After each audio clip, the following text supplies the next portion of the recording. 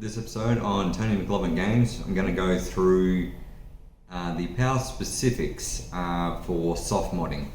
What I'm not going to be doing is going through giving a demonstration on how to run all the exploit. There's plenty of information out there on how to do that, how to load up a storage device with all the saves, stuff like that. So I'm not going to touch on that. I will go through just verbally a couple different storage options that might be available to you, and then go through the games. I would strongly suggest that you buy a 5-pack, a 10-pack of these things.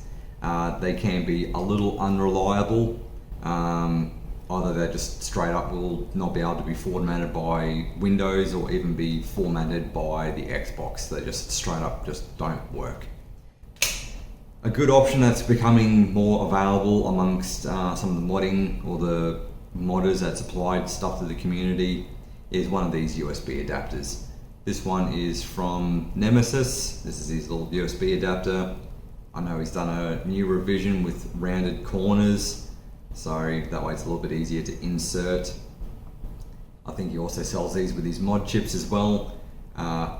This is just the more attainable solution, realistically. If you are interested in any of the Nemesis stuff, hit him up on EMU Extras, EMU Extras that is, or give him an email for the best pricing. He does have an eBay store, but has to take into account all the fees, postage, all that sort of good guff. So these little devices end up being quite expensive if you purchase through his eBay store. However, bail him up personally or through one of the forums one of the many forums that he's on, and you should hopefully be able to get a better deal, particularly for the guys in Australia, because he is Australian based. So yeah, these work a wonder because the Xbox ports are just USB ports. Some guys have managed to get the Softmod tool along with the saves onto an 8 meg memory card. I tried and it didn't all fit, so I don't know what I was doing wrong. However, 16 meg and up would be a safe bet if you're wanting to store absolutely all of the exploitable files, or exploit saves, and the Softmod tool itself. So if you have a friend available to you with an already modded console that doesn't live too far away, postage isn't too expensive, and you have some memory cards available to you, then it's by far the faster, cheaper option. Then there's talk online about being able to use an action replay, and the purpose of that is this has the ability to plug straight into a USB port on your PC, has a memory card adapter, and then obviously you have a memory card, but obviously any memory card will go in because it's all the same interface. This will not work on a new PC. I did a little bit of research. There's people that have had some drivers work. Basically, there's no driver for it within a new 64-bit environment is the issue. Some people have done some workarounds to get it working to try and pull off all the save files from an action replay.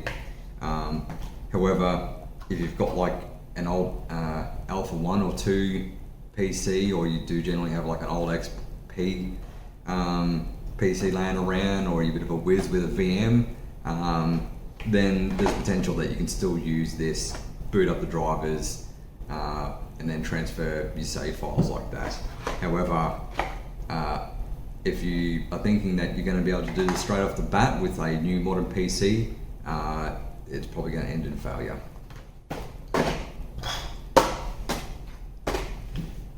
So that was some of the storage options. This is all fairly well known at this point. We'll get to the games. So this is the section where I kind of really wanted to concentrate on with what's available within the power community as far as games are concerned, what works and what doesn't work. So you have the usual suspects, so James Bond, 007, Agent Under Fire. You got Mech Assault, Metal Arms, Glitch in the System. Yeah, Glitch in the System. There was a new exploit found for this, which we are also going to go through on this video. Tom Clancy's Splinter Cell and Tony Hawk's Pro Skater 4. So these are been well known about for some period of time. How to actually run the exploit is no difference between PAL, NTSC, NTSC-J Japan.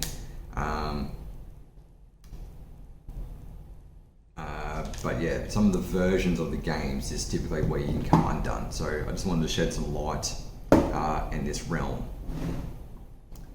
So some of these games came as classics. So you would have seen, hopefully, if you haven't watched it already, go watch my video on potentially the world's first complete set of classics for the original Xbox. So James Bond, Agent Under Fire, got the regular version and the classics version.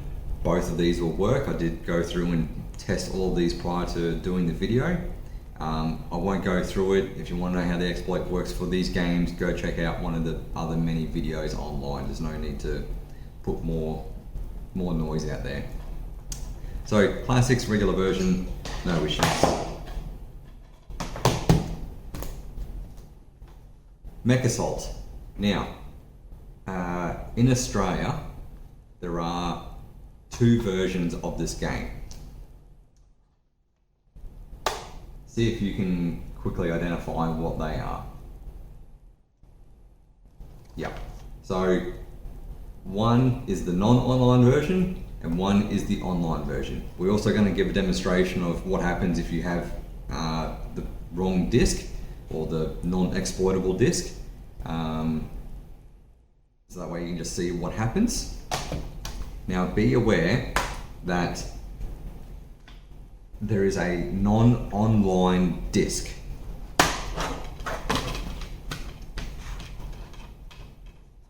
Or Xbox Live, sorry, online.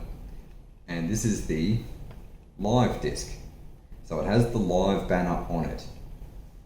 And obviously this is the non-live enabled version.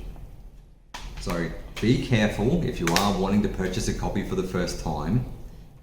If the seller doesn't have good photos, ask for them, or the eBay seller, Marketplace, Gumtree, if you're in Australia, or wherever you may be, that the discs aren't mixed between the games, because it's technically the disc that you need, not the actual inlay or the cover for the game, right? So double check that you need the non-live version of the game.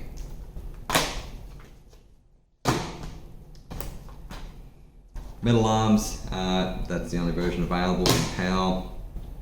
Where is it? I did recently Softmod a Japanese Xbox. A good friend lent me his World Collection version of Metal Arms Glitching System. The games from NTSC Japan, NTSC-J Japan games, are bloody expensive to actually try and get a hold of the Softmod. I'm talking like a couple $100 type of deal. So very fortunate that he had a copy of this and I could run the NTSC exploit. So that was very fortunate. Splinter Cell also came on a classics. Both versions work perfectly fine. So either or, I've had success doing it with either or. And then Tony Hawk's Pro Skater 4 also came out on the classics and both work perfectly fine. As far as language variants go within PAL, like there's an abundance of them. I don't know what does or does not work within your regions. So, yeah, I can't provide any comment on that, unfortunately, sorry. However, if you're aware of something that works, drop it in a comment below, like Spanish, French, what's another one? Spanish, French, German, normally you get like Dutch variants. What else? Spanish, did I say Spanish? The Italian, absolute buttload of language variants within POW. I would assume they would all work, but I can't verify that now for you, sorry. What we will do is I'll run up Mech Assault and show you the difference between the live enabled version and the non-live enabled version and see what happens with the exploit. So this is going to make the assumption that you've already dumped all your save files onto your console. So here's our save file right here for Mech Assault. What we'll do, we'll start with the live enabled version first.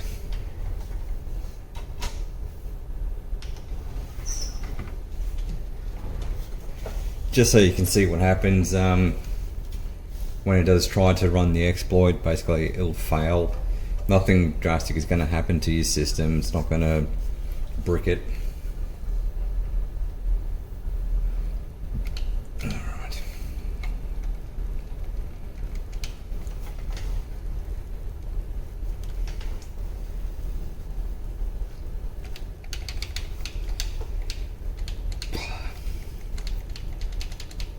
Let's go.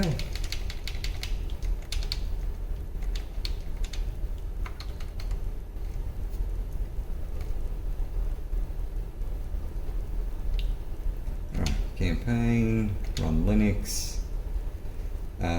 Just says unable to load, run Linux, press A to continue. That's pretty much what you're presented with the online version, or the live enabled version. We'll transition to the non-live version now.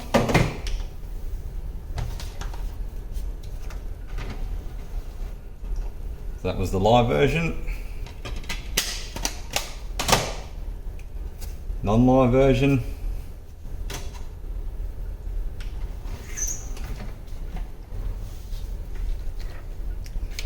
So we haven't changed the save file or anything weird or funky.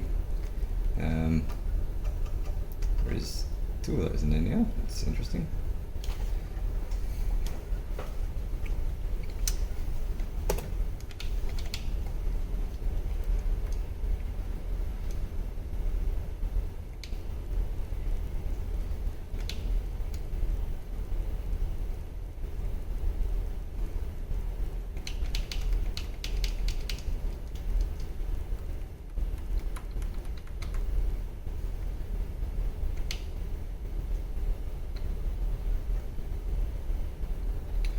Do the same again, go to campaign, run Linux, get the red light on the Xbox, about to boot into XBMC, and here we are presented with the soft modding tool. That is the difference. So I'll eject the disk here.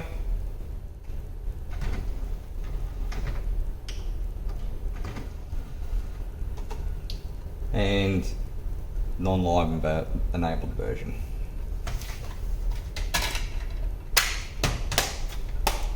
And you can see that there's no issues with the Xbox.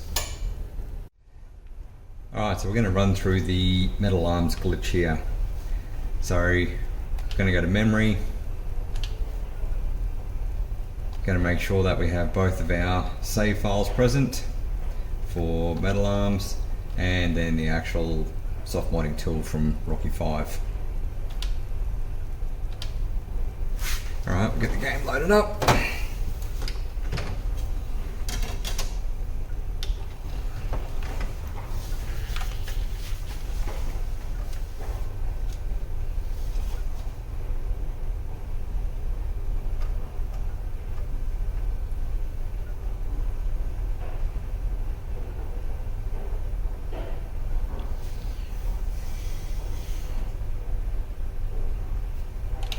Alright, just bang through till we get to the menu.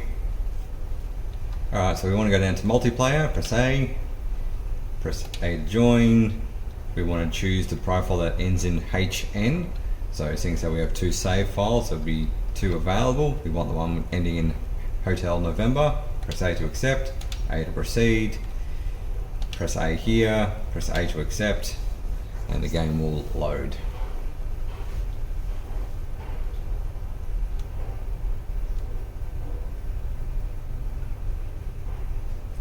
So we're going to press start, go quit, quit.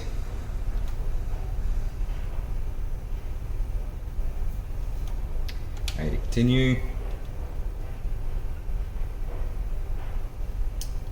So we want to push B to go back, press A to join, going to select the second profile, press A to proceed. We want to press X for more, then Y for new, then go delete all of this, enter the following.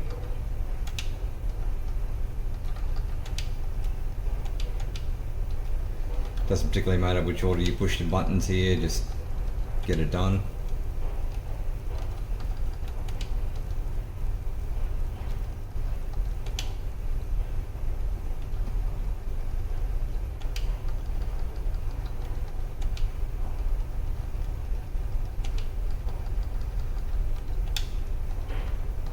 So that's now complete, press done.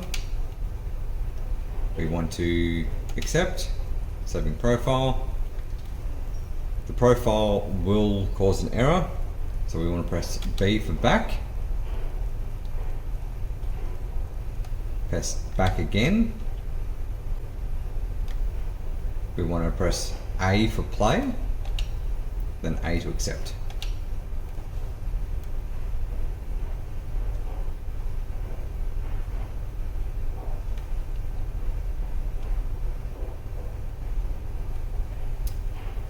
Alright, going to press start, go quit, quit.